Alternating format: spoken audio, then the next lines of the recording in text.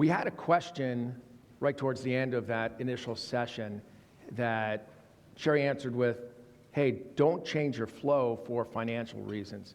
We're going to talk about the revenue associated with ED processes, but it's all to inform our true north, which is really delivering the best patient care possible.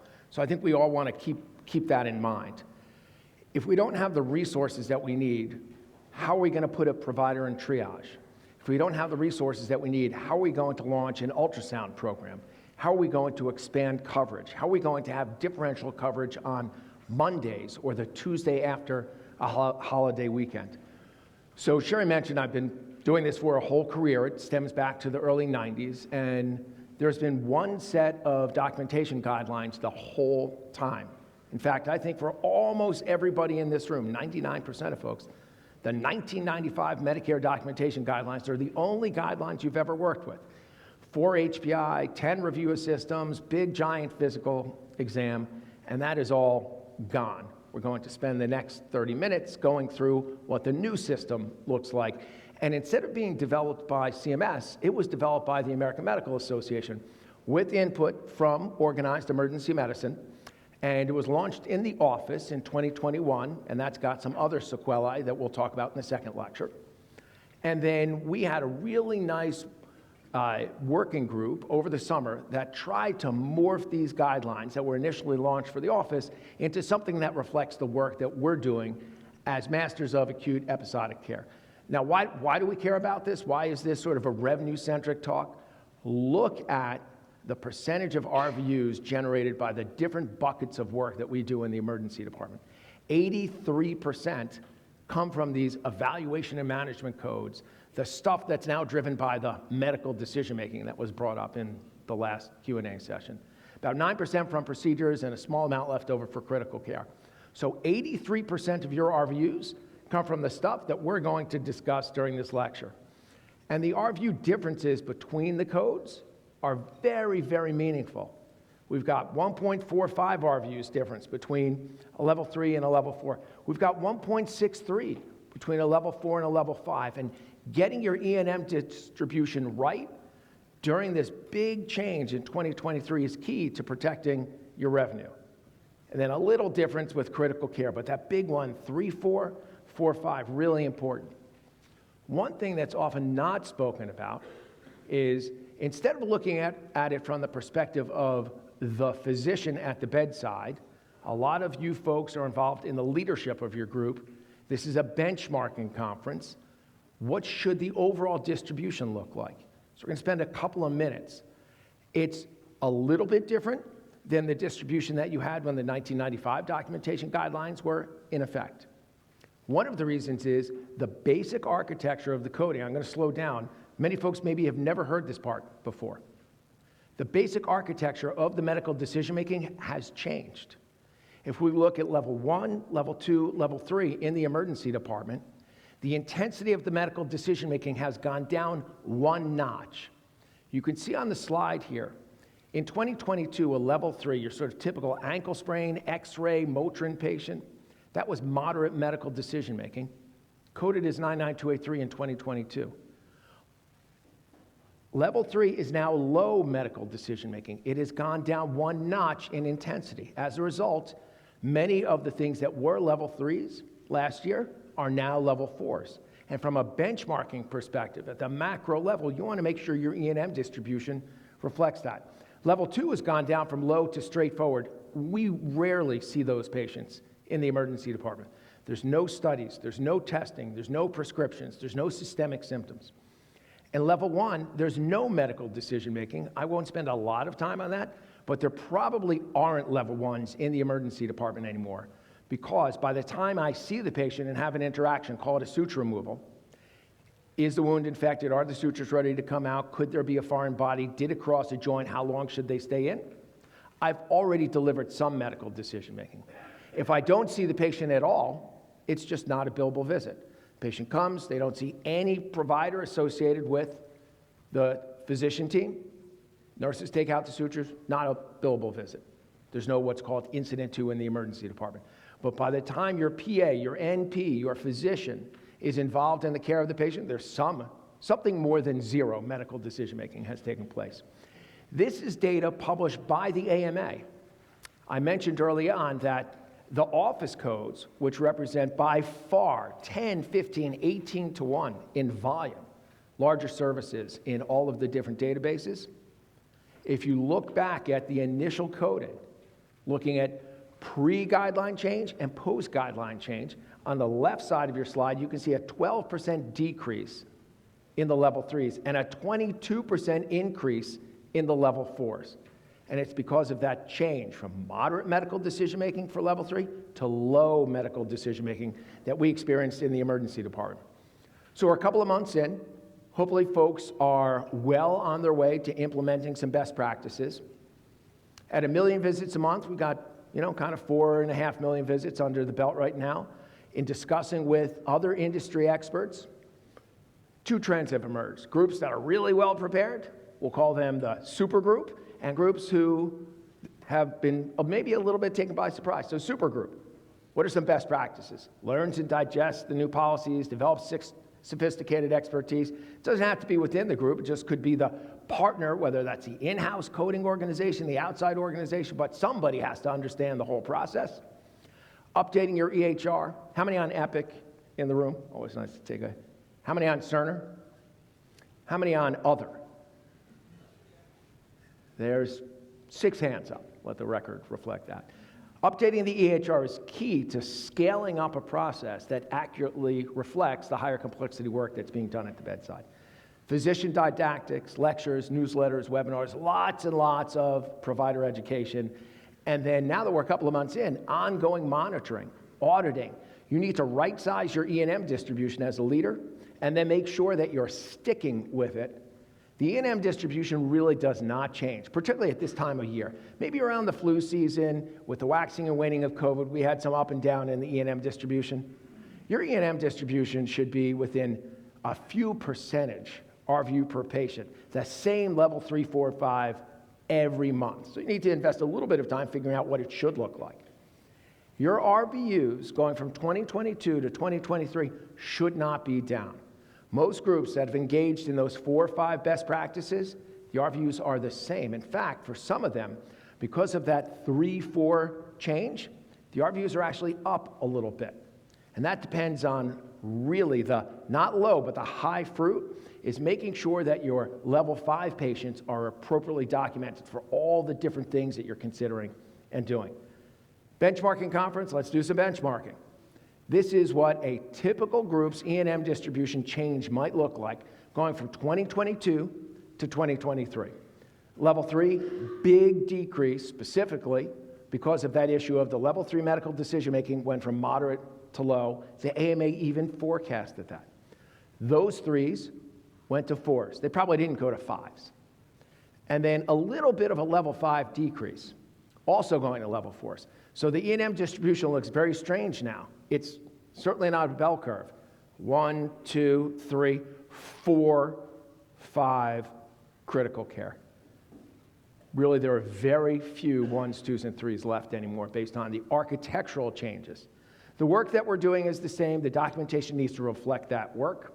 For the groups that are highly engaged, the level 5s actually are about the same, that are developing best practices of documenting all of their thought processes and updating their EHRs. Now, what's somewhat prepared group? Well, coding policies are complex. They're complex. We started working on this 18 months ago. Can't engage resources, no in-house expert, no out-of-house expert. If your appropriate 3 to 4 transition doesn't take place, you could quickly cost your group $500,000 or more. We'll do a quick calculation, 80,000 visits, $40 in RVU. The typical group collects a little bit more than Medicare if you aggregate all the contracts together. A tiny change in the E&M distribution would decrease your coding by 0.2 RVUs per patient, $640,000. Not gross, not like actual money that you would have had, so a couple attending salaries that you no longer have. So really important. Right-size that E&M distribution, and then make sure it should stay the same month after month after month. We're going to move now out of the benchmarking and macro perspective and get one layer down. I promise we're not going to go super into the weeds. The new 2023 guidelines have 3 elements of medical decision-making. 1, what kind of problem am I addressing? Is it a 52-year-old with COPD? Is it somebody who's short of breath? Is it somebody who's dizzy? Or somebody with a very focal complaint, a mild traumatic injury like an ankle sprain? This first area of the medical decision-making, it's actually less numeric and a little bit more qualitative. Within the American College of Emergency Physicians, we've developed 40 FAQs that try to flush out this area in particular to set up some guardrails so folks can feel like they've got a sense of how to score that complexity of problem addressed, that first element of the medical decision-making. And here are some words, and as a bedside physician, as someone focused on clinical care, how would I know to pick and apply these words? Acute uncomplicated illness or injury. Acute complicated. The patient has systemic symptoms. There's a severe exacerbation. What's a severe exacerbation of asthma? Is it 1 hour of continuous naps? Is it the patient was intubated before, they might need BiPAP? Is it the patient is getting third-line agents? Is it the patient's on the border of critical care, but they're not quite there? Very hard to scale that at the individual physician bedside level. So from a documentation at the bedside best practice, we should document our clinical considerations, the patient's response to treatment. If you are comfortable from a medical legal perspective, a differential diagnosis is helpful. And really, you're reliant on your coding organization for solid policy in this area. And here's an example. 46-year-old male, no past history, presents with substernal chest pain located, that's central, nausea and diaphoresis. I've got a nice broad differential diagnosis that appropriately reflects my thoughts. ACS GERD, musculoskeletal, ED course, serial EKGs and troponins. Ultimately, the patient's discharged home, diagnosis is GERD. Does it matter what the final diagnosis is? No, we are the masters on the front side of the healthcare, the tip of the spear. We receive the undifferentiated patient. We do all the hard work with sleeves rolled up to help the specialist down the line. At the end of this talk, there are 7 takeaway points that you can institute at your shop. There was a 42-page, really technical guiding document. We got it down to 7 takeaways. 4 of those takeaways fall into the second category of the medical decision-making, the data. You get points for, and I put a green check next to the things as a bedside physician that I can contribute to. If the patient has unique tests ordered, they're in the orders. I don't need to say the patient had an albumin, the patient had a CMP. I got 6 troponins. I don't have to document that. They're right in the orders. And the AMA goal was really to make the documentation process more clinically focused. Again, in the beginning, I said the initial guidelines actually were promulgated by CMS. These were made by physicians. Now, emergency physicians had a second stage of input, so we're still working to get the guidelines as updated as possible. Review of prior external notes. The coder won't know that unless I say it. External note is one that's not from your own emergency department. Assessment requiring an independent historian, and that includes pediatric patients. And then I'll slow down here. Here are big ones. Independent interpretation. That could be an EKG.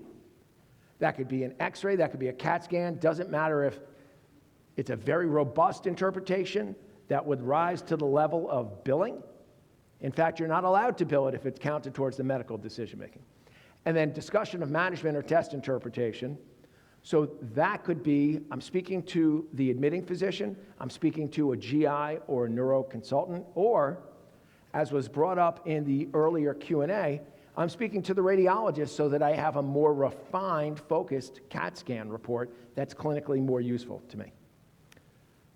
Again, the AMA put out these guidelines. There was a goal of decreasing note bloat, and I'm now seeing our groups, the notes are getting much more short, much shorter. ED course, 38-year-old female, history of multiple sclerosis, presents with dysuria and temp 99.5. The blue stuff I need for coding or it's clinically relevant. The non-blue stuff, it's fluff. I've ordered and reviewed the results of a CBC, a Chem 12, a UA, a pregnancy test, a chest X-ray, and a head CT. Chem 12 is normal with normal electrolytes and LFTs and albumin. I was a little bit dramatic, but that all does count towards category 1, but the coder will get that from the orders. I don't need to be distracted by it. Clinically relevant, the white count is elevated at 14.6. UA shows nitrites 5 to 10 white cells. Clinically and coding relevant, I interpret the chest X-ray There's no focal infiltrate. And then I discuss the management with the patient's neurologist. We decide on providing unison and then close outpatient follow-up. What are some of the other areas, and what do they look like out of those 7 things? I mentioned initially external record review. So here's just right out of an Epic record. External records reviewed, patient was admitted here, I've got a concern for sepsis, I want to give a fluid bolus of 30 ml per kilo, I want to know what the echo results, or that I can confirm there was a normal EF. I get the old record, confirm the EF was 55%, and I'm moving down my sepsis pathway, giving my fluid bolus. Clinical care, and then appropriate documentation all lining up. Independent historian, this is a 30-year-old, presents via EMS after a fall, was found on the sidewalk, the glucose was X, the patient was placed in the collar, they were brought to our emergency department. Those are easy ways, those are 2 of those 4 data check boxes. Again, our universe is only 7. That's all we need, and we'll go through all of them. I mentioned independent interpretation. They do not need to rise to the level of something billable. They need to be clinically relevant. EKG interpreted by me, normal sinus rhythm. I've got some T-wave changes consistent with inferior lateral ischemia. That's it. All set, and I've now gotten points. One of those green check marks has been satisfied. What about discussion of management with an external physician? So we started at the macro. My E&M distribution should look like this. Best practices at the leadership level are this. Now we're unpacking the guidelines. We've got 7 things. They fall into 3 categories. We're looking at one of the categories. Patient with continued pain, repeat exams, still with focal right lower quadrant tenderness. For the docs in the audience, we've got a nice, fluffy, big, juicy appendix there that needs to come out. Have discussed with G-Surg, admit the patient, request NPO, and we'll take the patient to the operating room. So clinically appropriate, medical legally appropriate, and yes, it supports and reflects the complexity of my decision making. The third area is risk. So we've talked about this complexity of problem addressed that's a little vague. ACEP has some guardrails in the FAQs, but differential diagnosis and a general description of the patient's course, and good coding policy from your organization. Data, the second area, there are 4 things as a bedside physician that I can document. We touched on all of them. And the last area is risk. And we'll talk about the things that as a bedside physician I can document. Moderate risk. Here are some things that are new. Diagnosis of treatment significantly limited by social determinants of health. Prescription drug management appropriately considered. All right. So if the diagnosis and treatment of the patient is significantly limited by social determinants of health, is that something that involves more care and more complexity? It absolutely does. I see a patient that's fully insured, they have bronchitis, I write a prescription for antibiotics, and they get close follow-up. I see the same patient, they're 52, they have COPD, there might be an early infiltrate, I speak to the PCP, arrange follow-up, we've got them on appropriate antibiotics. All right, that's pretty straightforward care. Now let's take somebody who doesn't have insurance, doesn't have access to health care, is in a non-Medicaid expansion state where there are hundreds of thousands of uninsured patients, and the Medicaid rolls are shrinking right now. May 11th is the end of the public health emergency. We'll talk about it during the next lecture. We will see 10 to 15 million folks come off of the Medicaid rolls. And the complexity of treating somebody who had Medicaid that now has nothing is much higher. And the AMA wanted to recognize that work. In the emergency department, what percentage of patients do we see that have some social determinant of health? They don't have full access to care. 1%, 2%. So I collaborated with the Yale Scholars Group, and we had a poster that was presented at Scientific Assembly last year. It was just actually accepted for formal publication, which we're excited about. And we looked at a giant Medicare database and showed that in zip codes where the average income was below the federal poverty limit, below $11,000 a year, the incidence of reporting a social determinant of health was 1%. What do we think in our own EDs, the incident of patients that don't have full access to care? If you're in a non-Medicaid expansion state, it's 17, 15, 18, could be as high as 20%. And those patients deserve greater effort in follow-up, and that work should be included in the complexity. So that's something brand new. It's never been involved in guidelines before. prescription drug management that's appropriately considered, and then high-risk meds, parental controlled substances, coders should have a list, medication requiring monitoring, coders should have a list. I shouldn't have to say I'm monitoring the patient. Clinically, fine. Say I'm monitoring the patient. Should all be based on a list. Decision regarding hospitalization. If I'm seeing a chest pain patient, I'm considering, should I put them into my OBS protocol? I'm considering escalating their care. I should document that. And then we'll go through an example of de-escalation of care. So how do I document this brand new concept, social determinants of health? 28-year-old female, unemployed, doesn't have health insurance, it's a non-Medicaid expansion state, presents with dysuria. The UA is nitrate positive, 2+ bacteria, HCG is negative. I then document the very appropriate phrase right out of the documentation guidelines, and this is where updating your EHR as an example is so important. We cannot scale it if each bedside physician is doing their own thing. We need a standardized way to move through the process. The clinical care has to be up to the treating physician, but the way that we document stuff that impacts the coding and billing should be pretty streamlined. The patient's care was significantly impacted by a social determinant of health. I discussed with the pharmacist and verified the patient's medication will cost $4 at our hospital pharmacy. What about de-escalation of care? It's a very, very intense process, very significant effort, cognitive and emotional on the part of the ED physician and the team. 76-year-old female, history of AFib, on anticoagulation, found in the bed this morning. Immediately intubated to protect airway. The GCS is 3. CAT scan shows a very large bleed. I speak with neurosurgery. I speak with the family. We decide to de-escalate care to comfort measures.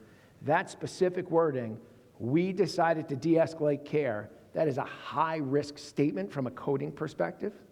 And without knowing it, you wouldn't know the correct words to put in your record. High acuity vignette. 52-year-old with COPD presents with wheezing and tachypnea. CBC, Chem 7, chest x-ray is ordered. Patient gets several rounds of nebs. I'm going to put together those 3 buckets that we discussed. What are the things in this record that accurately reflect all of the complexity of the work that I'm providing? External note reviewed. Who wouldn't review the external note? Prior admission, baseline O2 sat 92% on room air. Independent interpretation. I independently interpreted the chest x-ray. There are chronic changes. There's no acute infiltrate. Consideration regarding hospitalization. The patient got several rounds of nebs. The patient's reassessed. They still have moderate wheeze. They may require admission, continue nebs, and reassess. And ultimately, the patient is discharged home. That supports high medical decision-making under most scenarios based on the 2023 guidelines. But those 3-4 items are really important so that the coder can understand the work that we're doing. So let's spend a moment. What are the 7 takeaways? I mentioned there's a 42-page, very technical guiding document. We started off talking about how do I benchmark myself. Then we looked at the 3 different categories that contribute to the medical decision-making. They're technically called elements. The complexity of problem addressed, I'm a little bit dependent on my internal coding policy. Data, there are 4 things as a bedside physician that I can document.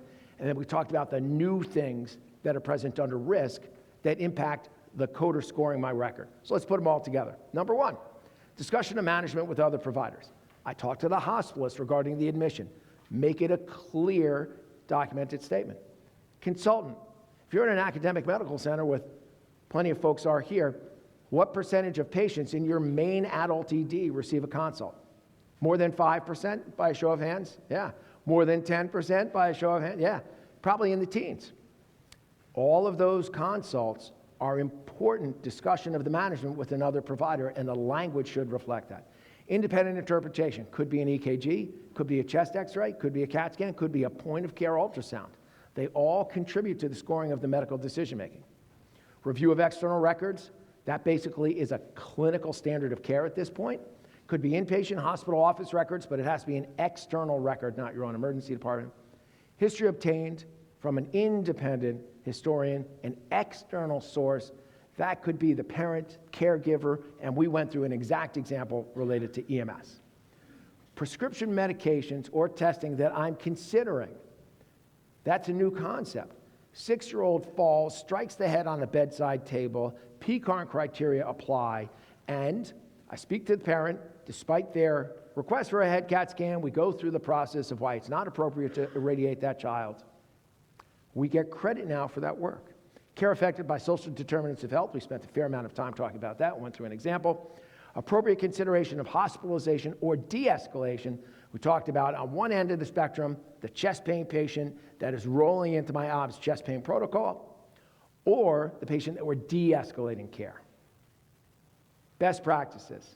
We'll have a minute or two left for questions. Somebody's got to understand the guidelines. So digest and distill the new coding policies. Requires significant coding support, physician education, benchmark your coding, get it right, and then it really shouldn't change. We're past flu season, COVID for the moment has quieted down. The acuity of the patients that you're seeing at a macro level, week in, week out, month in, month out, is pretty steady. You can have a terrible black cloud Monday, you can have a quiet Wednesday, but if you pull the lens back and you look at the acuity over the course of a month, it really shouldn't differ too much. Update your EHR. This is not scalable with individual physicians creating their own individual phrases as it relates to coding and billing.